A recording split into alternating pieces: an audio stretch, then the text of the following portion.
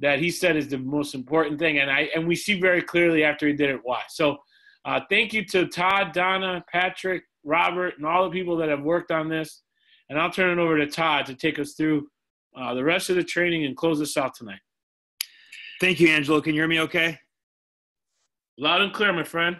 Great. Well, I already did take my makeup off, so so I'm gonna not gonna show my video, but it is nice to be able to get in comfy clothes and be able to have a meeting with our business partners here, and just share some of this information. And I am excited about this program, and it's in its infancy stages, but we have to violently attack an imperfect plan is one of my early mentors told me. So even if it's not 100% perfect, let's just work with what we have, and it's going to be a lot better than what we've been working with so far. So, I just want to start with, what Wealth Wave and even our parent company defines marketing as. So marketing, the definition of marketing, and some of you heard it in maybe the vision presentation, is the simultaneous opening of outlets and moving products through those outlets, right? So that means we can kill two birds with one stone. We can bring in a member, and we can also help them become a client and move towards their financial independence in really two ways, through a business and also through the financial products that exist out there and our guidance and shepherding of that. And so really, what is the foundation of our business? It's teammates and clients, and it's their experience, how good their experience is. That is what supports our brand, what supports your brand. The DEG, I look at the DEG as having a brand that we have to protect. And, so I think of our organization, I think, when someone comes in, if you line up 10 recruits that came in our business, and in their first 30 days, after 30 days was up, you were to ask those 10 people, hey, so what was your experience?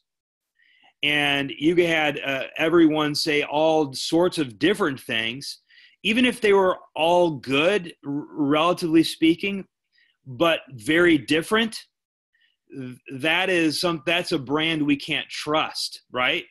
And I think about like even McDonald's. We joke about McDonald's, the quality of their food, maybe not the healthiest food to eat, but why do they have 35,000 restaurants if the food is not healthy? Well, if you go there, you know what you're going to get, right? You know what you're going to get, and it's something that is very consistent, correct? So that consistency is the trust. It's the loyalty that gives you a billions and billions people served, correct? So the vision that some of us have with this, and thinking about it, I just want to say also, Robert really has kind of spearheaded this whole idea of an onboarding process. It's been going on now for probably over a year, I'd say, and with some contributions from Sergio and different teammates to be able to have this process be for every single person in their first month in the business, that it's a very similar experience, and so that we know we could have a consistent quality that we can measure, and each person says, hey, this was great and this is exactly what I experienced. So it becomes predictable, and when something's predictable, it becomes safe. It becomes safe for the next people that come in. I'm getting a message here coming through the screen.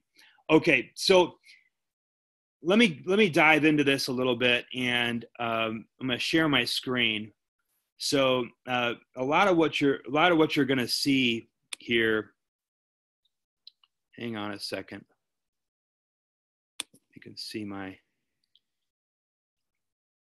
what Donna and I did, and thankfully Donna has taken copious notes on, and she's a very attention to detail person. So she took a lot of notes with Brian Loiso, and we ended up getting quite a bit of the information here down on really this part of the onboarding process. And we look at this part of the onboarding process as the client onboarding process. So there's a onboarding process for teammates, and there's also one for clients as well. And so if you look to the left here, can everyone see my screen? Everyone see that okay? Yes, sir. We can say it perfect. Okay.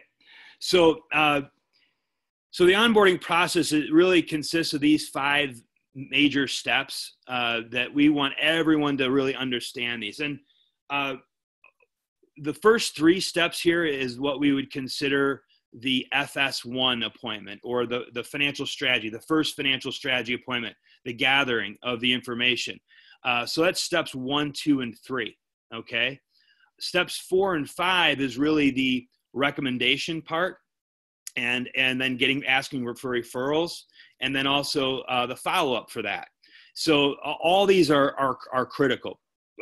But tonight we're just going to touch on the part that Brian came out with, because if you're gonna duplicate something, you want to duplicate someone who's done it. I feel when I heard Brian, it was building a big business without sacrificing quality. And that's something I think we all want. We want to have the big business like McDonald's, right? But we'd like the food to be a little bit better than maybe McDonald's. We want to, if it's friends and family, it's maybe a little bit different than if you're talking to the CPA, or the people that maybe at our chicken list, the people that we're worried, business owners. We have to have a different level of game. So when you look at Brian's business, I think that's a business I'd like. He's in an office with 800 securities licensed agents. He's been able to build with 330, and he's got a lot of consistency, which Angela already touched on. So if you see a lot of this, it's a lot of Brian's stuff's in here. And there's some things that I've done over the last 20 years in a PFS appointment that I'm not going to throw out the baby with the bathwater, so to speak. But you know what? I have to also maybe be a little humble here as well and say, hey, this is something that he's been training this for years and built a big organization of high quality. I should probably just listen to some of the words that are used, because words do matter with this, right? And I think that the more people we have doing it the same way, it's just gonna really start to build some real duplication and momentum. I think everyone could do this. This is not an outline form, by the way. I'll also say it's an outline, but it's not. It's an outline, but it's also kind of a training module. So you could put this in the hands of a trainer in a different office in a different state, and they'd have the ability to follow this as a guideline to train their team as well. So let's just get started with this. And some of you heard this similar on last Thursday, who were able to make it. But I'm just going to go through this, and we're probably going to make some adjustments as we go, but let's just start. So the first phase here, phase 1, is the prep and intro.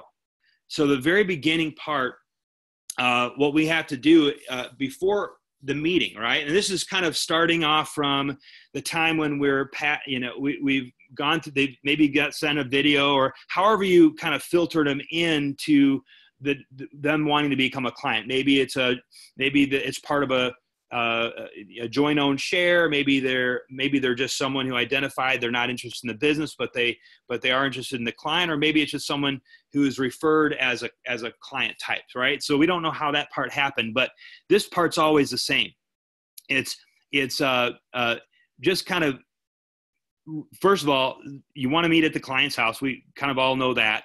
Once in a while, it's okay, I think, for them to meet in the office, depending. But either the house or the office. Now, the day before, really the confirmation that, and we have different confirmations we've used before. I love this one because it's very assumptive and it's very easy. Hey, it looks like Brian and I could arrive about 10 to 15 minutes early. Is that okay? Or do you just want us to keep it at 6 p.m.? So it just kind of assumes that, yeah, hey, we're on for 6 no matter what, but we might be able to get there a little early. It's always better to say you're going to be early than what? Late, right? So I love that as an intro.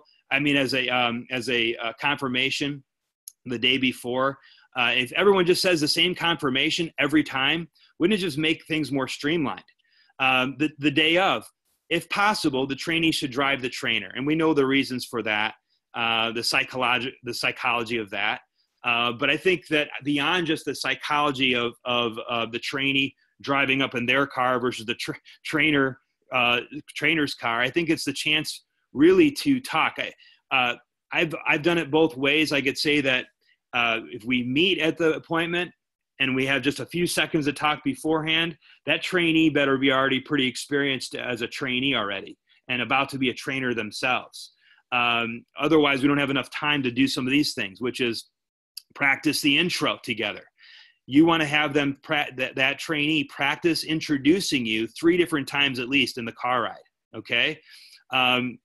Make sure you review with them, hey, don't make me the bad guy and say, hey, we can't sit on the couch, right? Make sure that they understand we got to sit at the table. Why? Because we will probably need to spread out and make it easier to see, okay? So just review some of the do's and don'ts and practicing the intro. That's the prep. Now, once you get there, this is what you're training them to say. This is really the only thing they have to say from an introduction standpoint is what you say right when you get to the door. Hey, this is my friend, Brian. I'm really happy I was able to bring him tonight because he specializes in working with fill in the blank. So whoever that prospect is, whoever's at that house is, that's who you're filling the blank in with. Of course, you would bring the trainer that would match that person. So if they're high net worth individual, you'd bring someone who's a good match for that. And so whatever their situation is, you'd be able to really, that's a way to edify the trainer and keep it real. If all else fails and you forget what to say, the fallback words are, why don't you tell them a little bit about yourself, right? So just that's it. That's really the trainee's job, other than making sure to take notes and get us at the kitchen table. So first 5 to 10 minutes is going to be building rapport, small talk. We know that that's all about finding common ground. That takes a little bit of practice, but that's one of the reasons why Mozone is such a great thing, and why we shouldn't shy away from that, because it's just a great time. Short aside here, it's a great time to practice some of those skills of having a kind of the surface conversation, and also making a connection. So finding common ground is looking for pictures on the mantle and just things in the house in general that you can draw some interest on, and then form family, occupation, recreation, right? The message you're about to give. So that's real easy to do. 5 to 10 minutes tops. Now, I've been in appointments where it goes a half hour. I've been in appointments where the guy says, let's just get down to business, right? But if you can keep it that way, 5 to 10 minutes, and just as a way to maintain duplication, I think that's the best recipe that works. Because remember, you're taking them away, that prospect away from maybe tucking their kids in, maybe having dinner, maybe whatever it is. So they're conscious about the time, and we have to remember that. So the next thing would be the infomercial. So that's really the first part is and this is still in there here. This is the trainer infomercial, has to be clear, concise, and this is really the introduction part. So clear, concise, relevant, and quick. Those are the descriptive terms that Brian Loiso had mentioned. So he says, thanks so much for your time. I work with the trainee, whatever their name is, and he or she contact you. I'm glad we got a chance to finally visit. So you're connecting them to the trust factor, right? Now, before we get started, let me just share a little bit about myself. Again, clear, concise, quick, and relevant.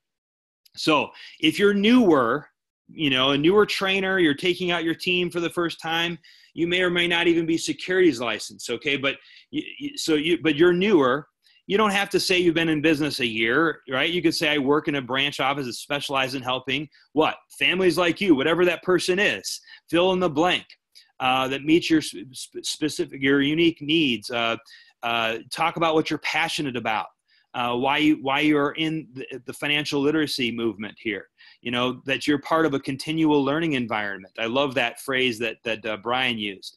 Now, if you have some experience, then you could talk about something maybe you're specializing in. If you're really a fully licensed person, you've been around for a while, I don't see anything wrong with saying it. And Brian said how long he's been in the business. Hey, I've been working in the financial wellness industry for the last 20 years. I specialize in helping families, young families like you, kind of start to win the money game and figure out budgeting or whatever the thing is that would apply to that particular family. As a high wealth individual, Brian talked about making sure you keep more of the money you work hard for, having specific tax strategies to help you leverage your assets.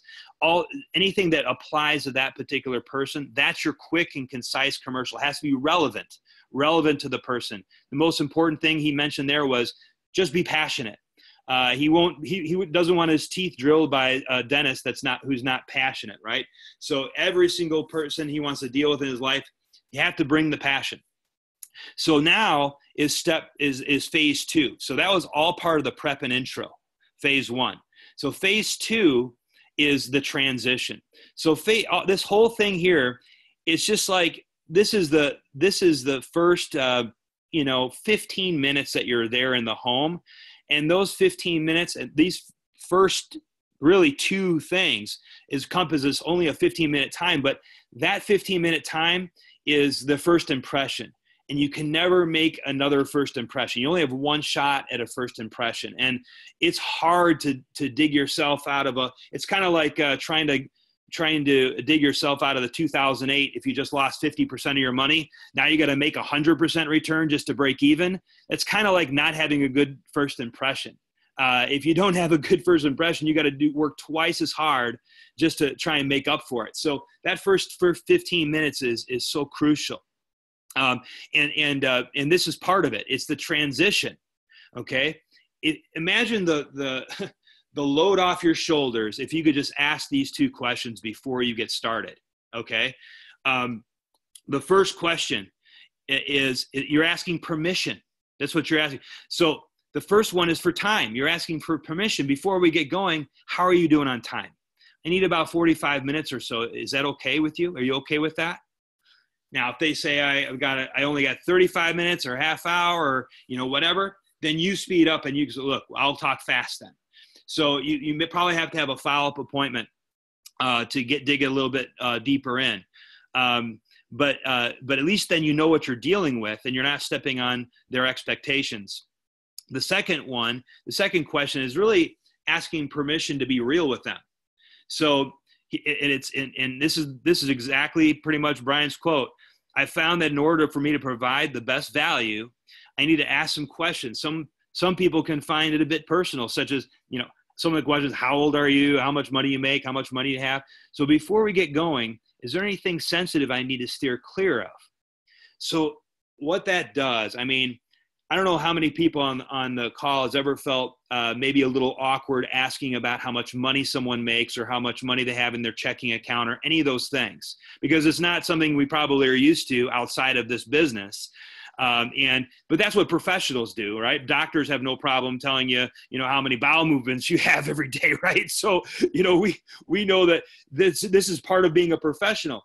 But if you ask for permission and they say, yeah, no problem, it just takes the pressure off your shoulders to later on, because now it's just real easy to ask how much money you make, right? Because you already asked the permission up front.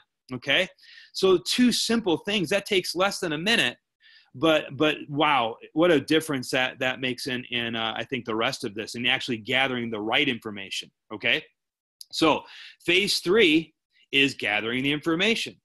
So this is the part that takes a little bit more time. So so this is about 45 minutes of the whole thing, about the hour. Okay. So general info. So that top part, and this has happened to me where they introduce themselves. I'm so busy. I'm scatterbrained. I already have a monkey brain, right? I'm looking around the house thinking for things of what I want to talk about, and I'm not necessarily being present sometimes. I could even forget the name, right? When I sit down, by the time I sit down with them, I'm like, oh crap, what's their name? So and I've used this before. What's the correct legal spelling of your name? Now, it would be really bad if it was John Smith, right? But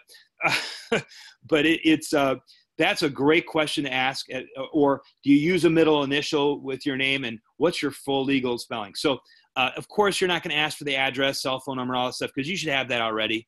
Looks pretty silly if you do. Definitely get the beneficiaries that they may have, which would be their children. Even if they're adult children, still get that information, because those are not beneficiaries. Those are future clients, actually. So they may be good people if they're adult children, that you'll be able to easily be the next people you can call and say, hey, look, this is what we did for mom and dad.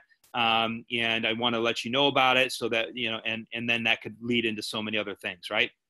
So the next part is the dreams and goals. So now you're going to shift. You're going to say, let's shift gears here and talk a little bit about, tell me any of the goals you may have. They may come out with things right off the bat, and this is an open-ended question up front. But you could also have maybe a more targeted question as well to follow up with that, which would be, have the two of you ever talked about retirement? Now, you could get so clinical here and be like, so what's your retirement goal? This is your chance. I always looked at the goals part as your chance to connect with that person. If you do this part well, you've got them in the palm of your hands. I mean, they're going to be a client of yours, I think, depending on how well you do this part. And if you ask the question, have the two of you ever talked about retirement? They're going to look at each other and they're going to say, well, kind of, or yeah, we have a little bit, or when they're not on the same page, you already know the value you bring to the table is so much at that point. You know that you're going to be able to make them a client, right? So let's talk about when you'd want, I usually say, when do you want to live a want to world versus a have to world? When do you want to not have to work? At what point do you think that would be for you? And they're going to have different ages almost all the time. Brian was 100% right. They're almost always going to have different ages. So you kind of compromise somewhere in between. And then you circle that. So there's your first circle. That's your first kind of, this is the big kind of point because retirement planning, at the end of the day, that's what we're all doing, right? We're all doing that. We're all getting someone from, and he clarifies this. Let's talk about what retirement planning actually is. It's figuring out, first of all, when do you want to retire? How much income do you want in retirement? And then building a bridge program to help you get there. So we can figure it out exact. And so once they say around that age, okay, you can say, so we could help you. We could figure out how much money you'll need in day one of retirement, age 60, and we can build a bridge program that minimizes taxes and make sure you don't run out of money. Sound good? Little mini closes that he puts throughout the thing. It's a little tie down. A tie down is nothing more than a question that you're asking that is not an objectable question. That's all a tie down is. If you say sounds good, what are they going to say? No, I don't want to retire at 60. Of course they're going to say yes. So he's saying any question he asks, he doesn't want to get any objection. He wants all the answers to be yes, right? That means you're getting some agreement there. Whatever the notes are of what's important to them, goals-wise, you write them in the back, and you're going to have them order those goals, okay? So step one in the 6 steps is increasing cash flow. So how easy is it now that you've asked permission to ask sensitive information? How easy is it now to say, hey, tell me about your compensation package at work?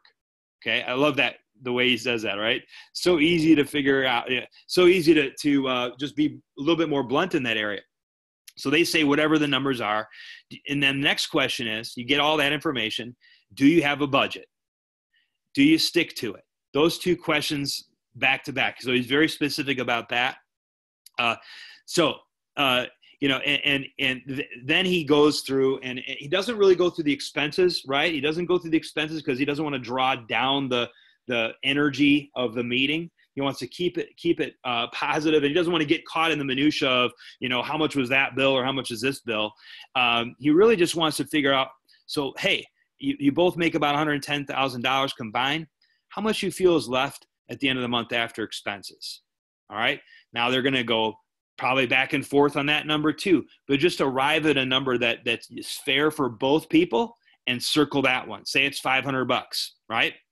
Now, this is a mini close. Again, he's closing all the way through this entire process. That's why they have probably 80 to 100% closing rate, right? So you're saying that after all your expenses, you have $500 at the end of the month. Is that right? Yeah. So you're saying that your checking account grows by $500 each and every month, correct? Yeah. So what you're saying is that you have about $500 to put towards those goals we just talked about. Okay.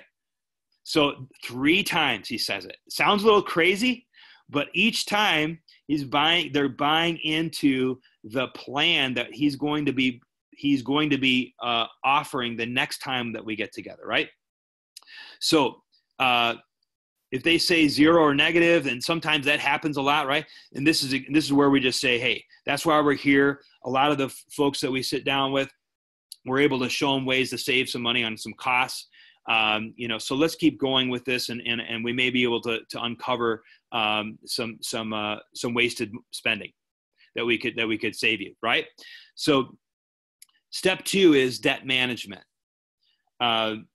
gathering all the debts and interest rates, right? So these are some quotes that he said. These are examples, right? It doesn't have to be, some of these doesn't have to be exact with your words, but just commenting on their house, and people love that they're very prideful about the home usually. So if you just say something nice about their house, it's a beautiful home. What do you think the market value is here? Oh, about $650. So do you have a mortgage balance on it? Right? You get that big. He said the debt collection part here is 3 to 4 minutes. He wants to get the credit. We want to get the credit cards, all of them listed. We want to get the interest rates. If they may not know the interest rate. If they don't know the interest rates on the credit cards, me personally, I make that a homework assignment for them, so that they can get the interest rates and really figure out how we can help them with that, right? Okay, hopefully I better plug in my laptop here. Okay, just said that it was low. Okay, hang on one sec, guys. Okay. Oops. So, if there's an obvious situation, and some of us are building relationships with, mortgage people, right? The big 4 that he talked about. Well, this could be an idea for you. Is if you're starting to build a database of mortgage professionals along with CPAs and realtors and PNC agents, right? Then one thing you could say is, hey, look, I don't do mortgages, but I have a friend who's an expert at it, and if we could save you a few $100s a month, would that be of interest to you? Because some numbers I'm seeing here aren't adding up. I'm not the expert at that, but I'm thinking that my friend might be able to help you sort through that. So if you see something like that, right? Big credit cards, a lot of equity, the credit's good. They may just never been talked to about a refi. And would that be a nice thing if you're building a relationship with a mortgage person, that you could give them a call that next day and say, hey, look, I sat with his family and this is their situation. Man, you think you're